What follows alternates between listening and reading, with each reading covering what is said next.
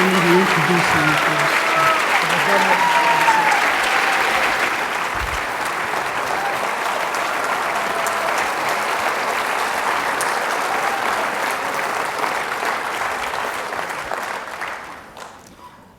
Good morning, everyone. My name is John Heubusch, and I have the honor of being the Executive Director of the Ronald Reagan Presidential Foundation.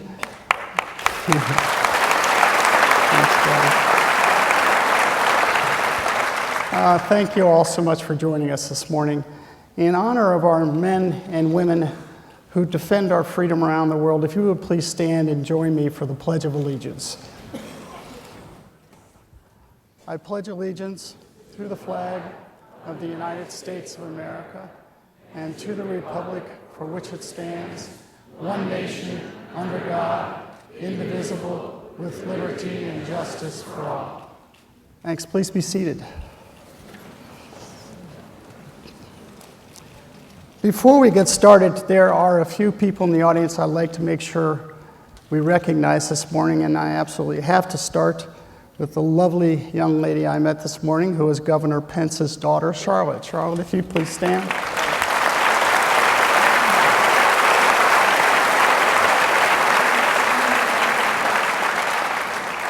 From the Reagan Foundation and Institute's Board of Trustees, we have Governor Pete Wilson and his lovely wife, Gail. Pete and Gail.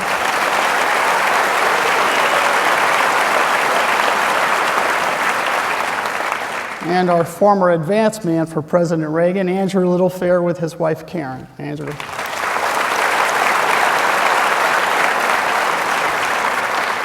We will not forget our former congressman and his wife, Elton and Janice Gallagher. Great to have you here.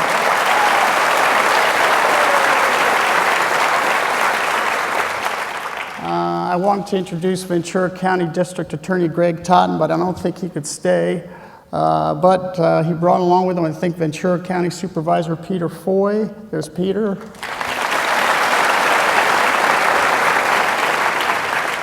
And from the city of Simi Valley, Bob Huber, Keith Mashburn, Mike Judge, Eric Levitt, and from the city of Thousand Oaks, Rob McCoy, all over here.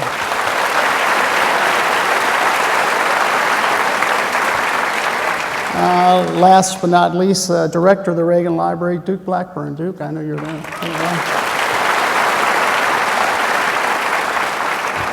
Okay, well, I am truly honored to welcome all of you to our mountaintop. It's not a geological surprise for our second-time visitor and special guest today, but it's good practice.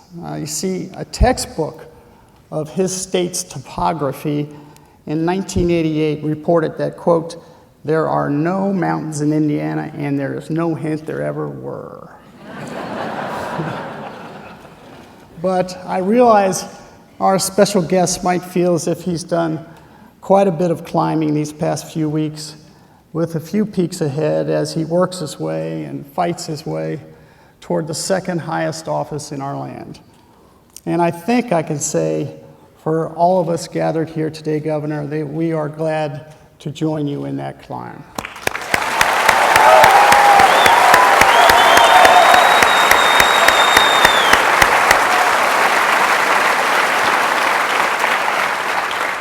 If I might, some sage advice from President Reagan, who often paraphrased Psalms when he said, quote, "I look to the hills from whence cometh my strength." Well, all climbing aside, I can say I am sure President Reagan would have felt an immediate kinship with our guest. After all, knowing that he grew up just one state west of the Wabash River.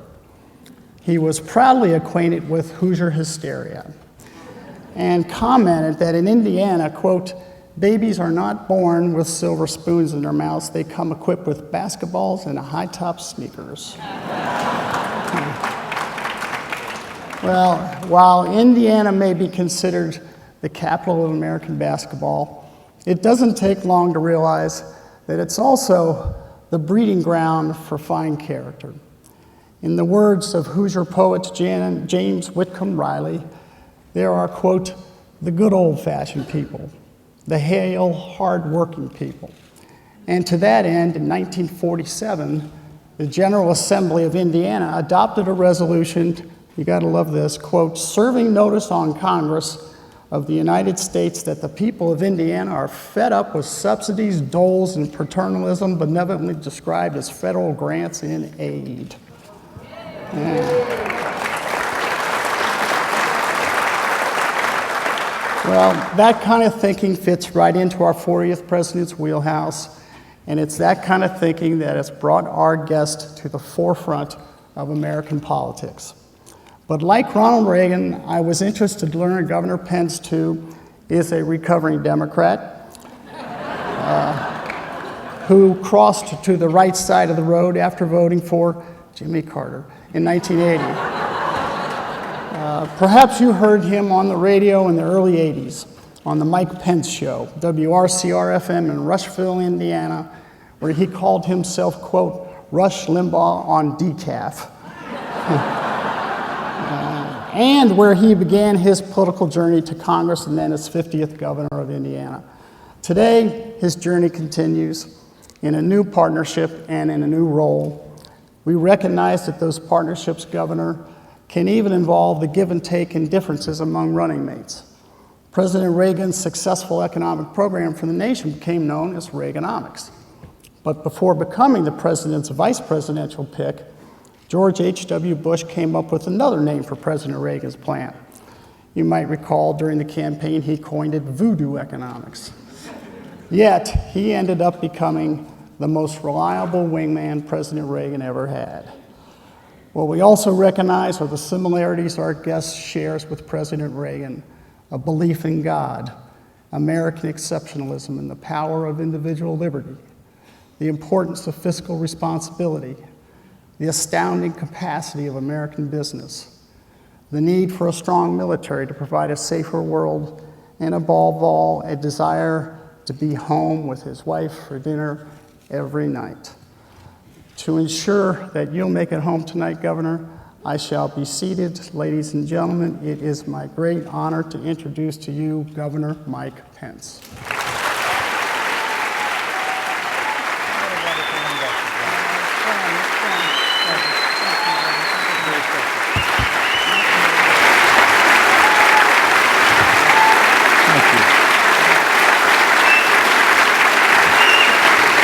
Thank you.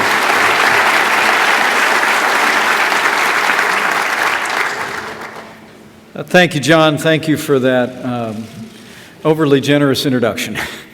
I'm very humbled by that, and frankly quite moved that so many of you would come out to welcome me and my favorite oldest daughter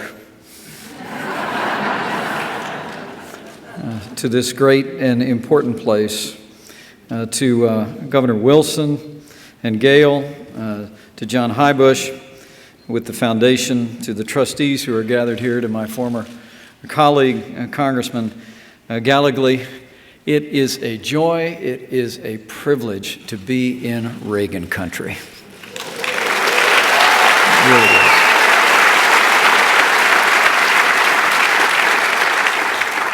I'm grateful that so many of you would come out, particularly some of the young people who are here from local schools. And I've just in the last few months gotten used to bigger crowds. It comes with the opportunity that I was afforded a little more than 6 weeks ago to run and serve as the next Vice President of the United States of America.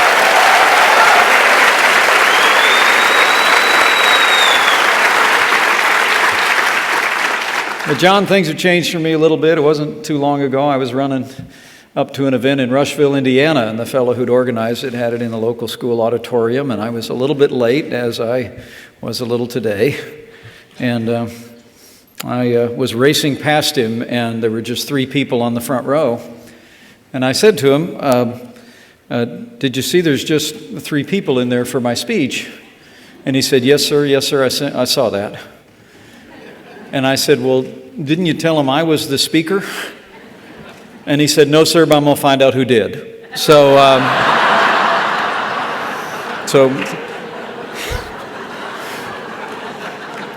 So thanks for coming. This is very, very, very humbling to me today. It really is.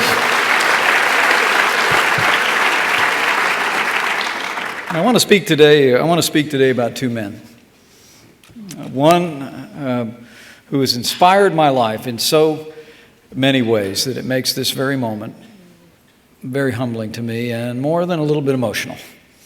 And one who has become my friend and is inspiring a movement across this country that will make America great again.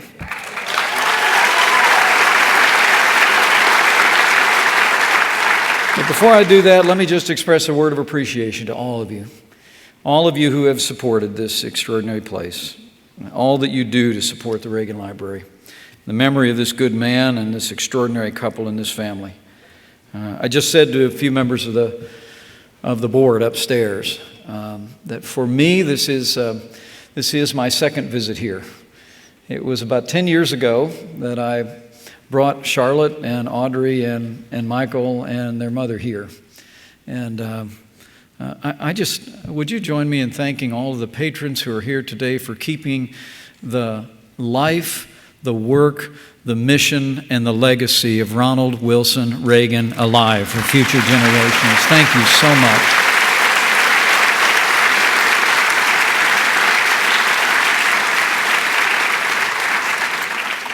The hospitality here has been overwhelming, and I really do want to begin. I like to open the old book every morning, and one of my favorite verses is that if you owe debts, pay debts.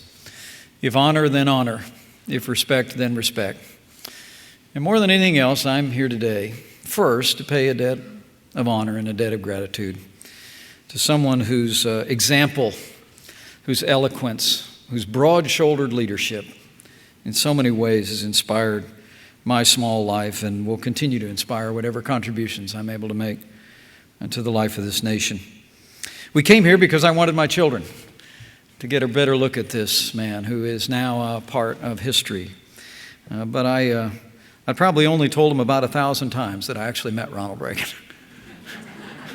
Okay, 1,001. The opportunity I had in 1988, I was a 29-year-old candidate for Congress. We got invited out to the White House. Governor, it was probably just a photo op, supposed to be. But I was standing there with my new bride, Karen, my wife now of 31 years, and we were waiting to go into the Blue Room where President Reagan was waiting in one of those gold and blue chairs. And, the political people had told me I should talk about something in Indiana, that we needed a bridge or we needed a road. But I just looked at Karen and I said, this man's the reason I became a Republican. And I said, I'd just like to say something to him that I could tell my grandkids. And Karen just looked at me like she still does and just said, speak from your heart. So I walked in and I shook his hand. For all the world, I felt like I was talking to Mount Rushmore.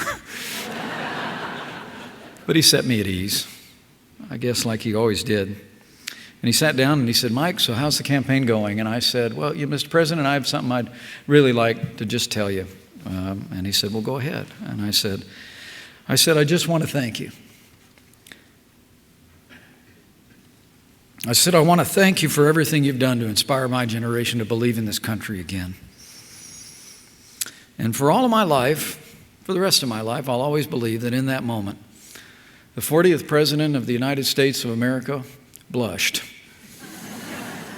And he said, well, Mike, that's a very nice thing of you to say.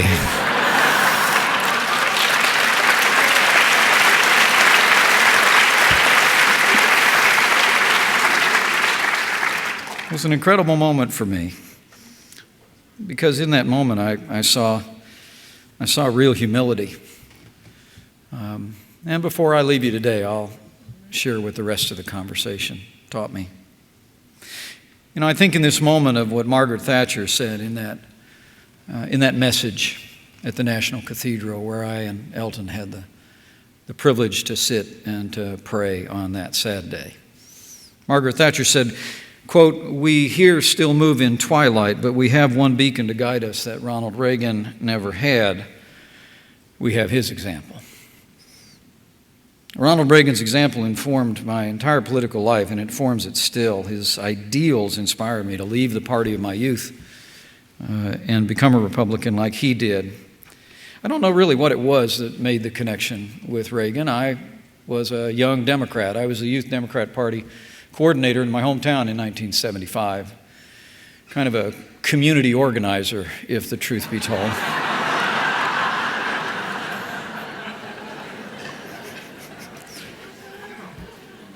But there was something about the man. You know, my grandfather immigrated from Ireland. I was named after him.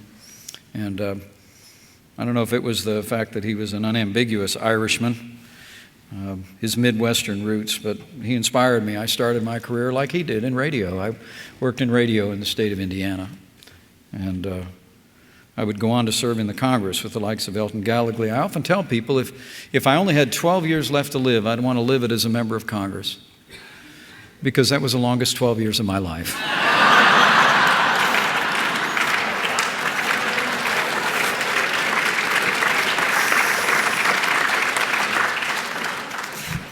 The truth is, it was a great privilege to represent Indiana and to fight for the very things. I felt like I was kind of a late arrival to the Reagan Revolution on Capitol Hill. I'd run in 1988, but I wasn't elected to Congress for another 12 years. But when I got there, I met up with other Reaganites like Elton Gallagher, and we worked shoulder to shoulder for all the principles of the Reagan Revolution: a strong military, less government, less taxes, less regulation, and traditional moral values. And it was my great honor to advocate those things. But I'll also tell you, as governor of Indiana, he inspired me. When I became governor of the great state of Indiana, I made a deeper study of California's history. And you could thank this great governor in the great tradition of great California Republican governors. Governor Wilson, I really am honored to have you here. Thank you so very much.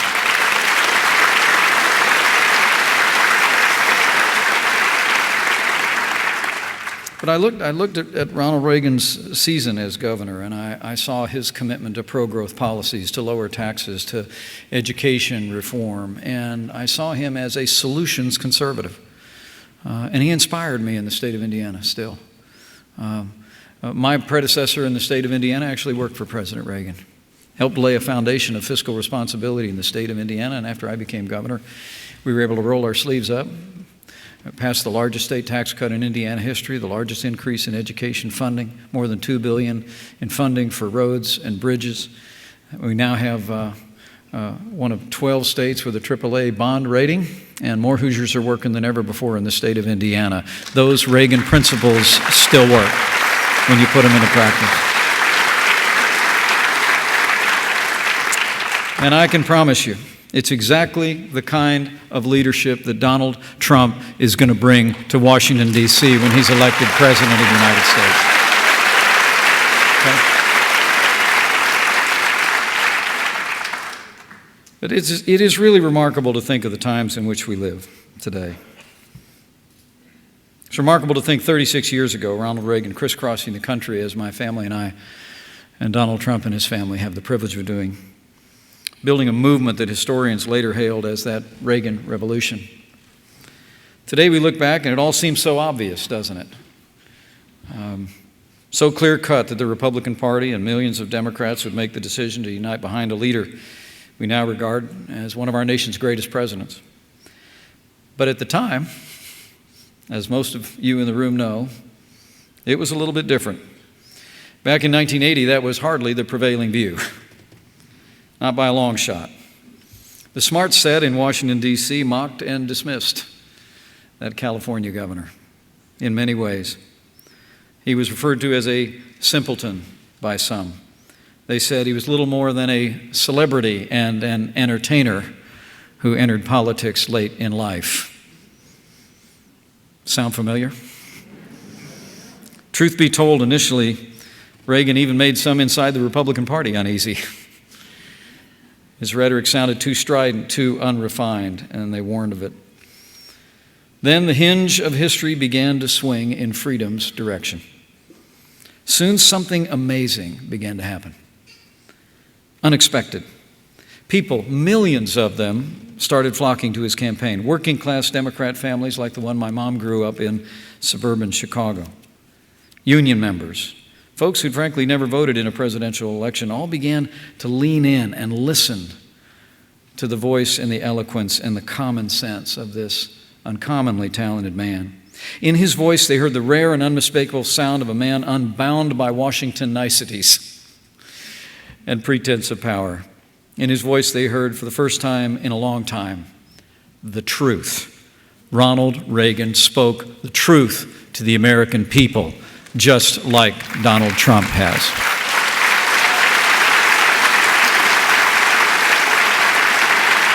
You know, now that's no small thing. I think honesty is the axis on which leadership spins. When you respect somebody, you tell them the truth, even when it's hard, especially when it's hard. Ronald Reagan's beliefs were straightforward. They were unchanging, and they were American as the wide plains of the Midwest, where he and I both grew up.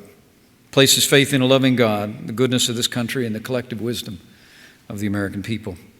In so doing, he set out to change a nation, and Ronald Reagan changed the world. It's extraordinary to think. It truly is.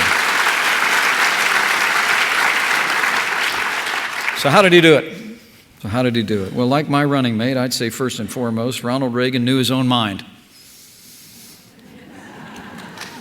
And he had the courage and the convictions to know what he was for and know what he was prepared to fight against.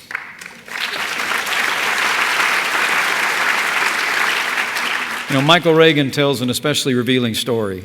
It's now one of my favorites.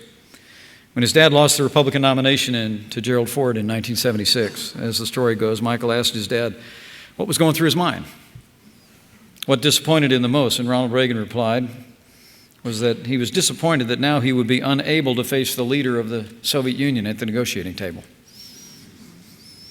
Here's the quote. "My dad said to me, 'Michael, I want to sit down with President Brezhnev.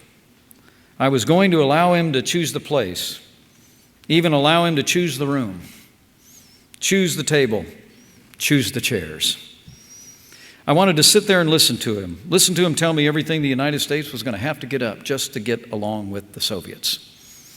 Then I was going to get up very slowly while he was talking, and I was going to walk around to the other side of the table and lean over and whisper in his ear, 'Niet.'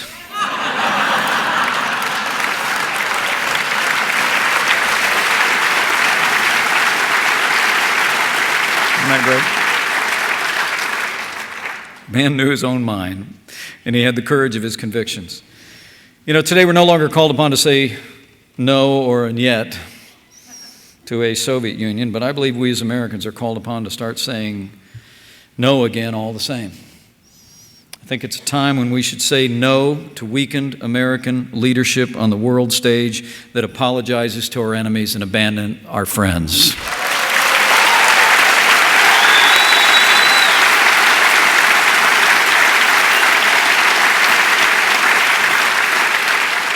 We should say no more to the deep cuts in the arsenal of democracy and no more ransom payments to state sponsors of terror.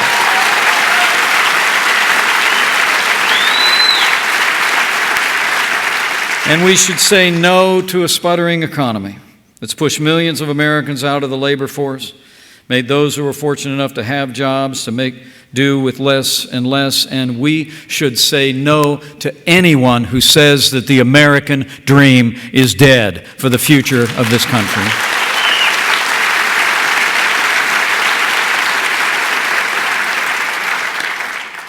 So it's a different time and different men. But I want to tell you that Donald Trump's heart, and at the very heart of Donald Trump's campaign for president, is the same impatience, the same dissatisfaction with the status quo. And in Donald Trump's heart and on this team and in this campaign is the belief in the greatness of this country and the same confidence in the boundless potential of the American people to set things right.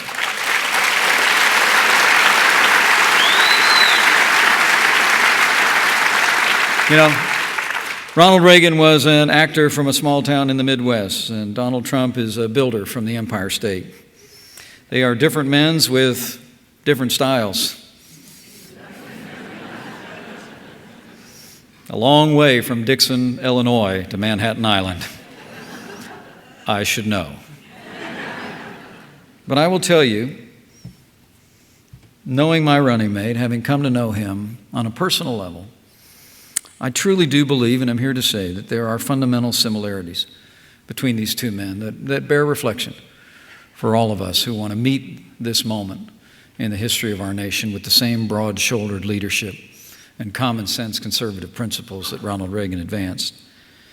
Their honesty and toughness, and a belief in the time-honored principles that have always made America great and strong.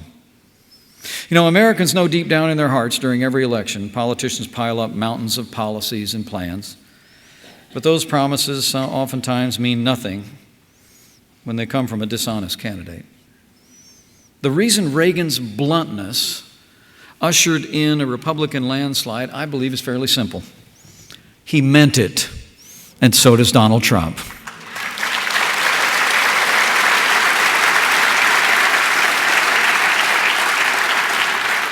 Honesty transcends party. That's why, for the same reason, so many Democrats, or what somebody once called Trumpocrats recently, have now emerged in the wake of what we used to call Reagan Democrats in this country.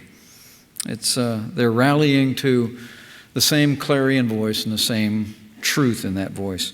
Like Ronald Reagan, Donald Trump has the honesty and bluntness to confront the challenges facing the American people from his first day in office. And also, like Reagan, Trump, I believe, I don't have to tell anybody in this room, just like Reagan, who was willing to walk out of Reykjavik, was anxious to lean over and say "niet," Donald Trump has the toughness to rebuild our economy and command the respect of the world.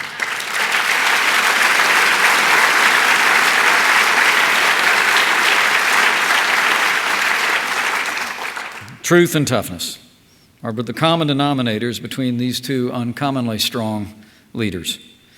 And I think those are qualities that explain why so many blue-collar Democrats and independents across the country, as well as millions of Republicans, are joining this movement. It's one of the things Donald Trump tells me most often, like when we were at the Canfield, Ohio Fair just the other day. We were on our way to the fairgrounds, and it was Labor Day. And we thought stopping by a fairgrounds would be a good thing. Now, I told Donald in the car that now you're in my strike zone, right? I mean, I know county fairs. All right? Livestock barn, get a corn dog, a lemon shake-up, and you're there. So I was briefing him on that on the way to the fairgrounds. The only thing is, when you go to the fair with Donald Trump, it's a little bit different. We arrived, and you can go look at the pictures, I won't exaggerate. We arrived on the fairgrounds, and the streets into the fairgrounds were lined 10 deep, 20 deep, 30 deep. There was no event there. People just heard that this good man, our nominee for president, would be there at the Canfield Fair. And before we would leave and we would stand on the railing of our car, both of us waving to the crowd that was as far as the eye could see, we were told that there were 50,000 people that came out to that county fairgrounds because they believe we can make America great again.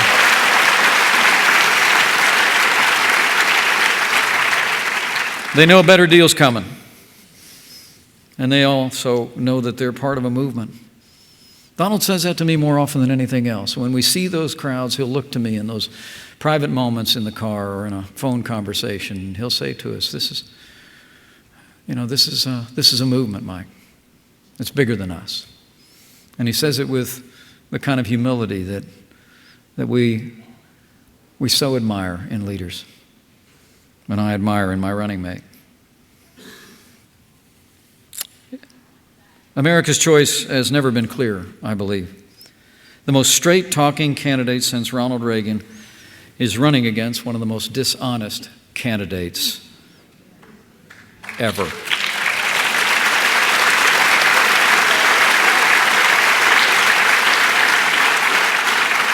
But let me say, as I stand in this hallowed place, the American people picked a bold truth teller in 1980, and I know they're going to elect a bold truth teller in 2016.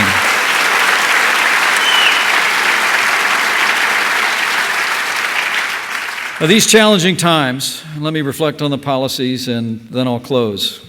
These challenging times bear a striking similarity, I believe, to the time America faced in 1980. Then, as now, we stand at a fault line of history. An economy in decline, joblessness stretched as far as the eye can see, alarming social upheaval, and an America pushed around abroad and full of self-doubt at home. We need smart and decisive leadership to fix America's problems while there's still time. Because truth be told that in many respects, elites in both political parties, then as now, have failed to give us government as good as our people, but that's about to change again.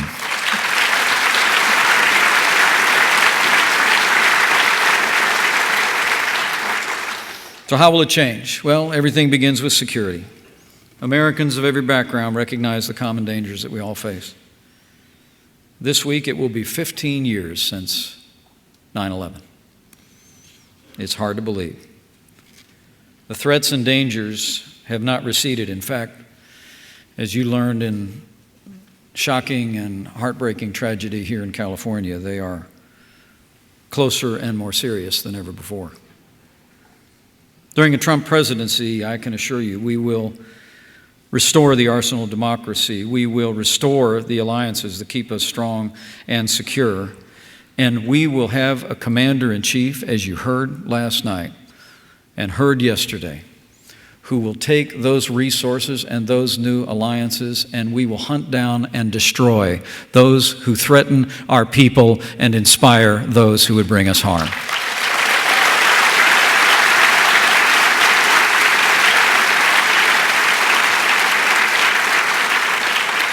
Donald Trump, like Ronald Reagan, will rebuild America's military.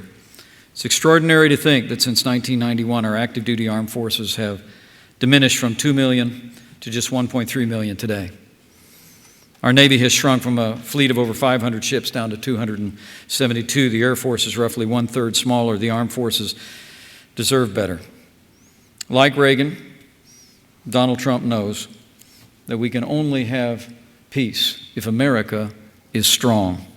And on day one of a Trump administration, Donald Trump, as he announced yesterday, will submit a new budget to rebuild our military, an active army of 540,000 soldiers, as the Army Chief of Staff says he needs. He will build a Marine Corps based on 36 battalions, a Navy of 350 surface ships. Our Air Force will have at least 1,200 fighter aircraft. We will modernize our naval cruisers, enforce our classification rules, command relevant departments to conduct a thorough review of cyber defenses, and America will once again be known as the arsenal of democracy.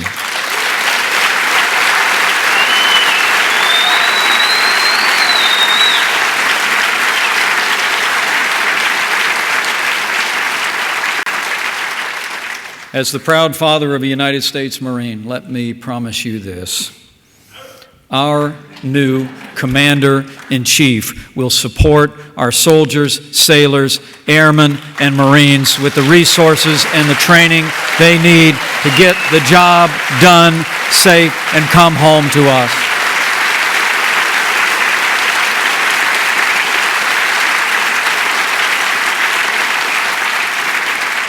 It's probably why so many military families are supporting this campaign. It's probably why so many veterans make their way to Trump-Pence rallies around the United States. In fact, could I just ask any men and women who've worn the uniform of the United States of America, could you stand, or if you're able, or raise your hand and just allow us to show one more installment of appreciation?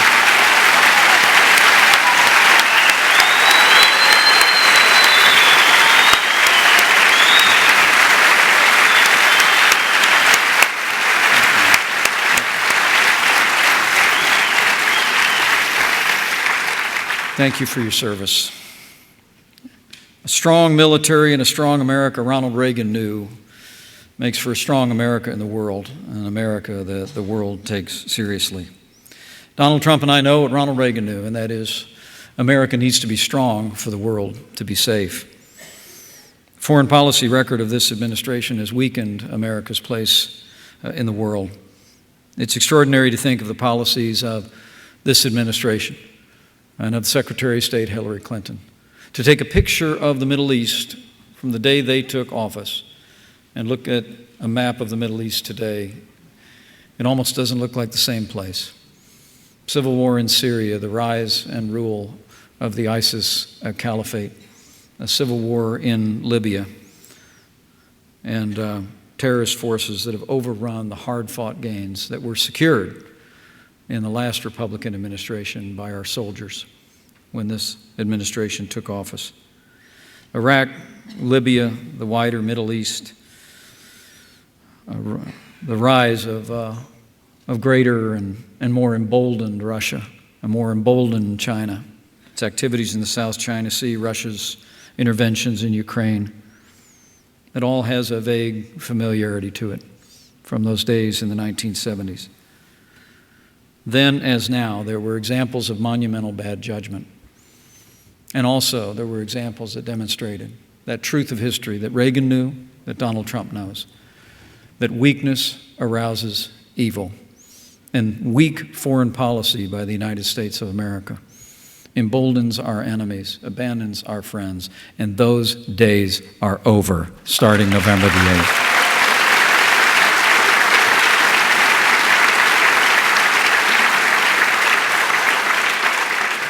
But similar to those times as well is the times that we live in our economy. The last 7.5 years, we've seen an administration whose policies have stifled the American economy. It's extraordinary to think of it.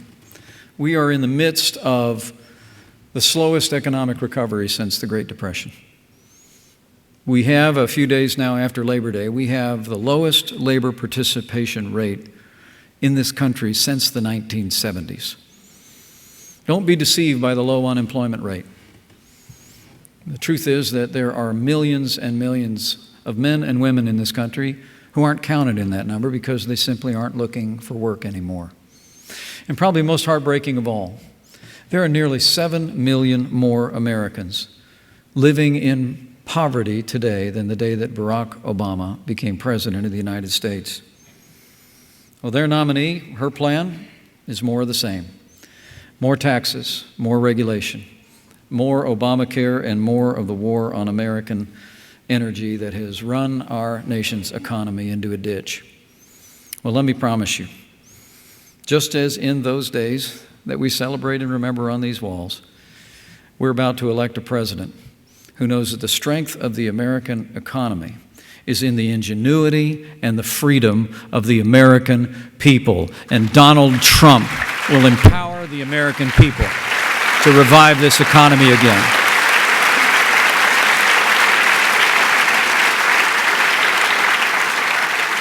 Donald Trump at the Detroit Economic Club, a place that Ronald Reagan used to like to speak, laid out a plan to revive our economy on those time-honored practices and principles. I always like to say conservative ideas work every time you try them. They work back in the Hoosier State, where we have more Hoosiers working than ever before, and they'll work again in Washington, D.C. Donald Trump's plan is going to sound familiar to some of you here in Reagan country. We're going to lower marginal rates on every American. We're going to end death taxes once and for all. We're going to lower the corporate tax rate so American businesses can compete with businesses around the world and keep jobs here. Reagan also knew what Donald Trump knows, and that is regulation is a form of taxation. So on day one, Donald Trump will do what we did in the Hoosier State. He's going to sign a moratorium on any new federal regulation, and he's going to repeal every single one of Barack Obama's job-killing executive orders.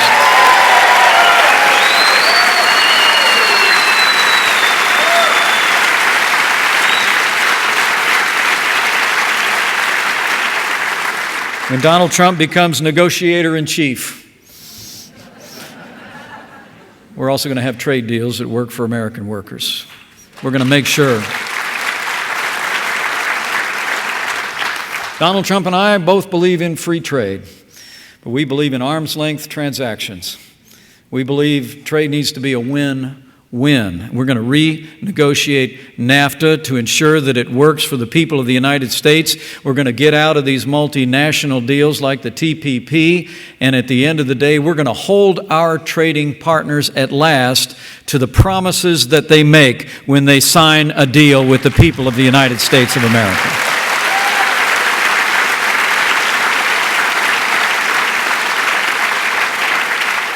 And lastly, the fact that we're running against someone who actually boasted. And I quote, if she was elected president, quote, "We will put a lot of coal miners and coal companies out of business," close quote. On day one of the Trump-Pence administration, we will end the war on coal once and for all, and we will unleash the boundless power of the natural resources of the United States of America.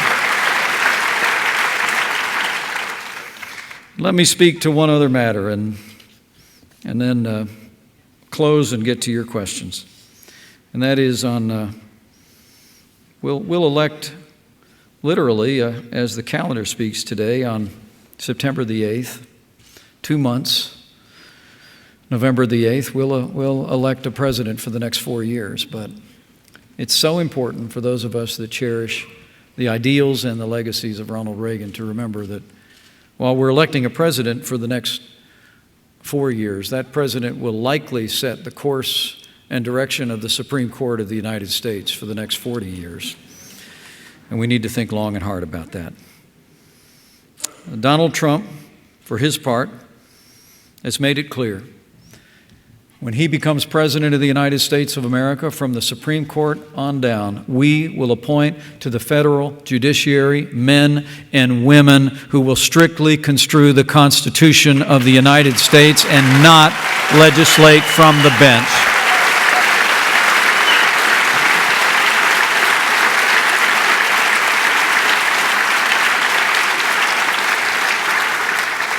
Ronald Reagan said it so well. And I quote, "The importance of judicial restraint, the belief of our founding fathers that the role of the judge is to interpret the law, not preempt the rights of the people and their legislatures by making the law." Judicial restraint, the role of the judge. You know, I've said throughout this speech that Ronald Reagan and Donald Trump had similar views on some key issues, similar ideals and similar backbone. But let me be very clear with you. After my 10 years on the Judiciary Committee on Capitol Hill, working in and around these issues for a lifetime, Ronald Reagan and Donald Trump's views on the Supreme Court are not similar, they are identical. And he will appoint justices that will make the Reagan tradition proud on our Supreme Court.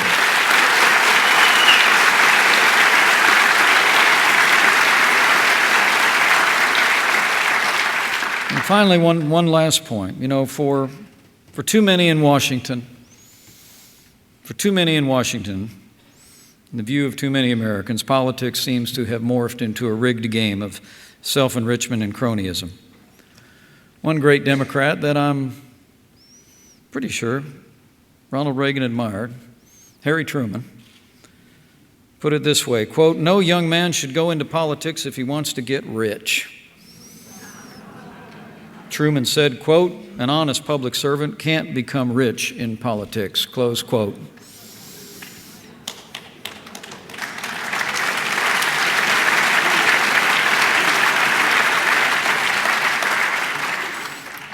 Well, the Pences passed that test.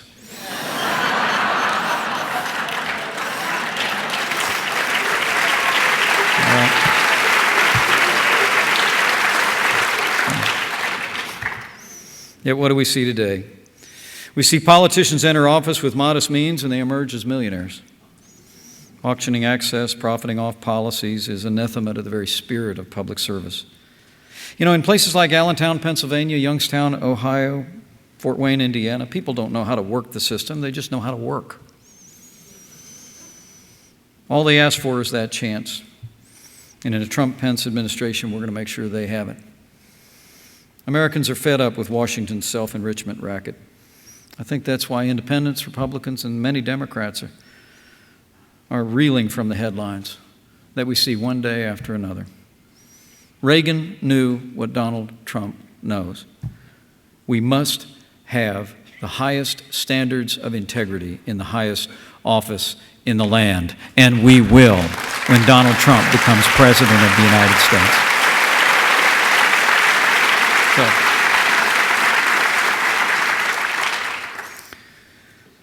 1980, 2016. Two different men, two different times, but so much seems familiar, does it not? The challenges that we face, the opportunity that we have. I cracked open that old book this morning, and I happened to land in Ecclesiastes that said millennia ago that there's nothing new under the sun. What has been will be again. What has been done will be done again. Boy, I sure hope so.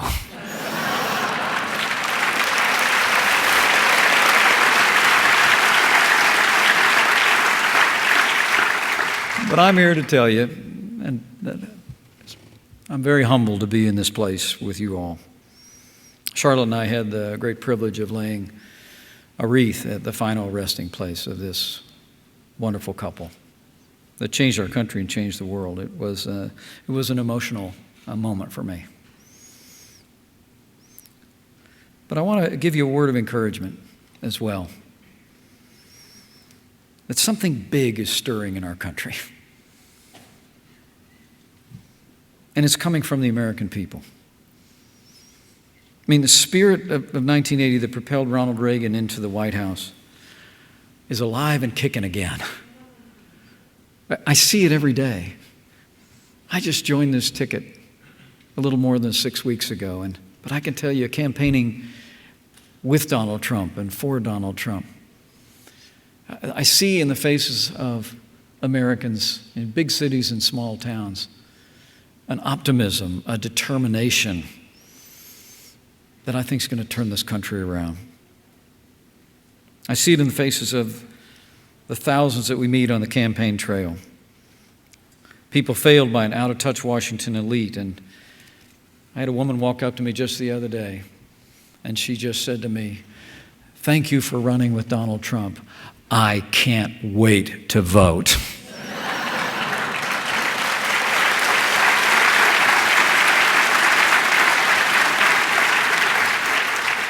It's 61 days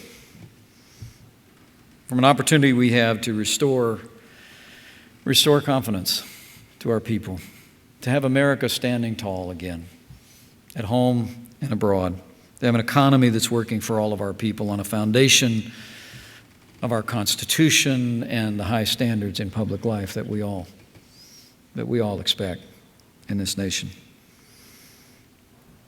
But I have faith. I think we're going to do it. And it's not because of the polls. I don't pay a whole lot of attention to the polls. I learned a long time ago, you get into a rough campaign, you got to turn on the television with a stick every morning. With me? What's going to be there? But it's something else. And it was manifested in two conversations I'll close with. One with my running mate, and one with the man whose name is on this building. The rest of that conversation with Ronald Reagan in 1988 happened in the East Room. I did the little photo op thing with him for that 5 minutes, and got up, started breathing again. Then I walked into the East Room. My wife was waiting there with some other couples, or maybe 30 of us in the room. We were just to hold there and wait till the president departed. But he all of a sudden burst into the room. You might remember those days. He actually, I think, said, "I heard there was some ladies in here, and I wanted to meet you all." Well, there was a great moment where my wife got to ask him a question. He got a few questions. He took a few questions from that little podium in the East Room. And Several people asked about policies and important things. My wife raised her hand and said, "Where's Nancy?" And he really melted. Made a point to reach way over and shake her hand before he left the room. But he said something that day that I'll just never forget. So I guess a couple other people must have said to him what I'd said when I told him that I wanted to thank him for what he'd done for the country. Because before he left, he said, several of you made a point to thank me for what I'd done for this country for the last 8 years. It was August 1988. America had come roaring back. The Soviet Union was back on its heels. We were standing tall again at home and abroad. He said, several of you have thanked me for what I did for this country. And then he said, I want you to know I don't think I did anything for this country. He said, I think the American people decided to right the ship. And I was just the captain they put on the bridge when they did it.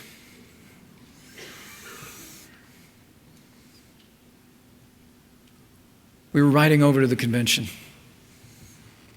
I think it was the night of his speech. And Donald Trump, ever the coach, ever the CEO, was sitting next to me. And he was saying to me, Mike, he said, we got a great opportunity here. We got a great opportunity for this country. And he said to me, well, we're going to have to work. I felt like I was in a locker room.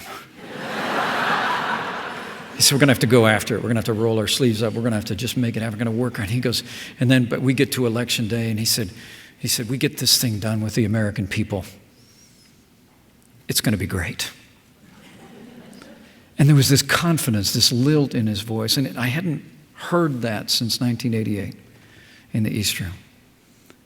In both of these men, I just want to tell you, there's so much that's different in terms of their style and their background.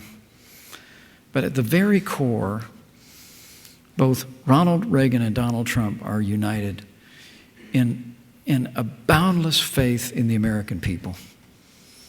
And that's why I know in this moment that if all of us will do all that we can to elect this good man as the 45th President of the United States of America, if we put that new captain on the bridge, I know we will make America great again. Thank you very much. And God bless you. Thank you for the honor of being here today.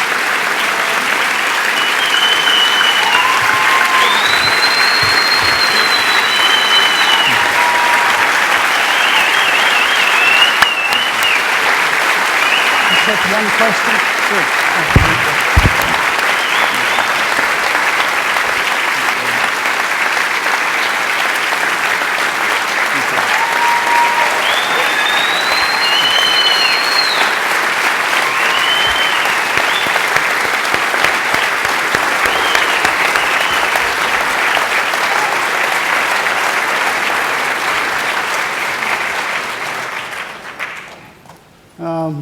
Just a remarkable speech, Governor. Thank you so much. We have time for one, maybe two questions if we go through this quickly.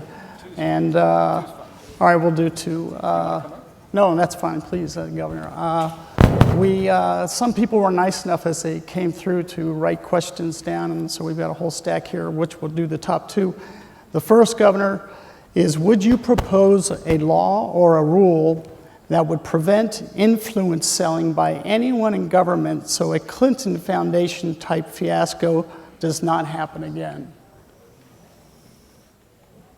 Well, Donald Trump has already laid out policies and plans, and will continue to lay out those plans with regard to individuals and their ability to advocate for foreign interests. I think it's one of the things that's so troubling about what we see unfurling and becoming more and more public every day, is that we're talking about, in large part, foreign contributors to the Clinton Foundation. Now remember, and there's some school kids here, foreign interests and foreign contributors cannot participate in American politics under our law. And so the fact that there was a vehicle, while she was Secretary of State, for foreign companies and foreign interests and foreign individuals to donate to the Clinton Foundation, I think should be deeply troubling to every American. And then, thanks to the Associated Press, we found that more than half of the private meetings that the Secretary of State granted during her tenure as Secretary of State, 85 of the nearly more than 150 meetings were extended to people that had given millions of dollars to the Clinton Foundation, and in many cases foreign contributors.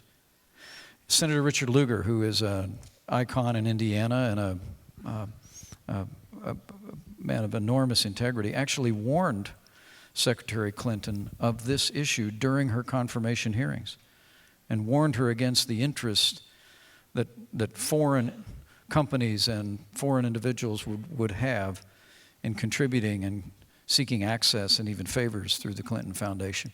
And I can just promise you, the days of the pay-to-play politics in Washington, D.C. are over the day that Donald Trump becomes president of the United States. Okay?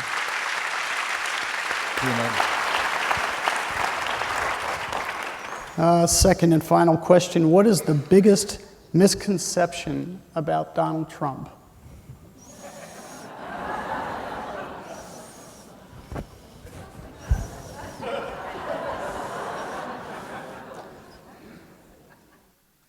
Someone came up to me the other day and they said, I've known Donald Trump for a long time and I really like him. And I said, I haven't known him very long at all, and I really like him. You know, we've had a chance to get to know the Trump family, our family did, even before this opportunity was extended to me. When they were considering a number of highly qualified men and women for this position, they graciously invited us to come and spend a weekend with them. Because we tend to make decisions as a family, as the Pence family, and the Trumps are the same way. I mean, to know Donald Trump is to know very, very quickly. He loves his family, and he loves this country. But I think one of the things that I was most touched by was his graciousness and his kindness. You know, he's, as I said at the Republican National Convention, you know, we have a larger-than-life nominee, very charismatic, and so they obviously wanted to balance the ticket. Right?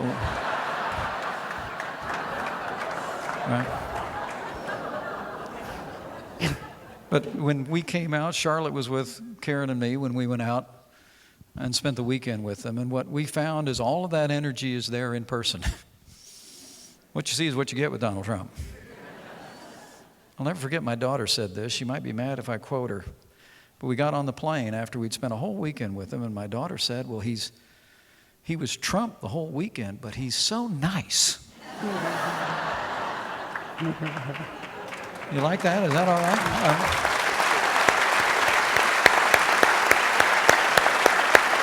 How was you? He's got a kindness about him, a consideration about him. The ground is level around Donald Trump. I mean, here's a man who's built buildings to the sky in the world's largest city, and yet he's as comfortable talking to the bricklayer and the groundskeeper and the elevator operator as he is talking to the people that keep the books and run the executive offices. I think it comes, I'll close with this. I think it comes from an upbringing in many ways that's similar to mine. His grandfather immigrated to this country. My grandfather immigrated to this country. His dad was a self-made man and built a strong business as a builder. My dad, married my mom, took her down to a cornfield in southern Indiana and started running gas stations, and that's where I showed up, right? Donald Trump and I both were raised to believe that to whom much is given, much will be required. And so the kid from Queens decided to go to Manhattan Island and build on what his father and his grandfather had built. For me, it was a calling into public service. I always tell people, but for a whole lot of zeros, he and I have an awful lot in common. We really do.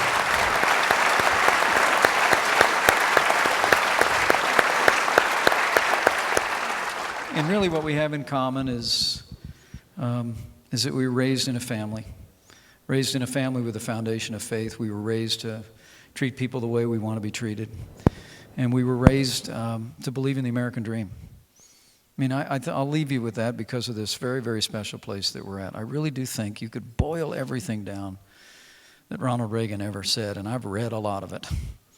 I'm a Reagan conservative. I am. But at its very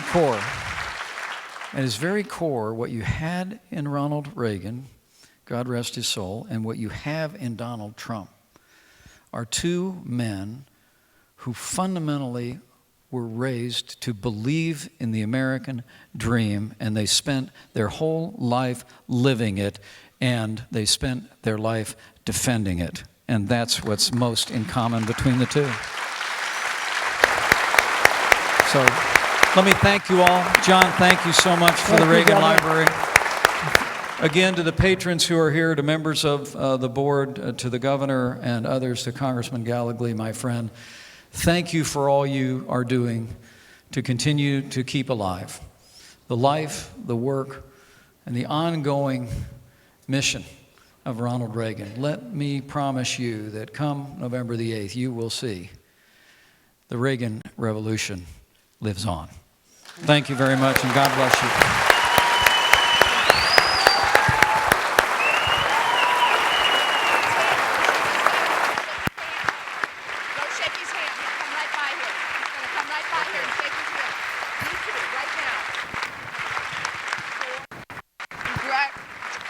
Go join your group outside.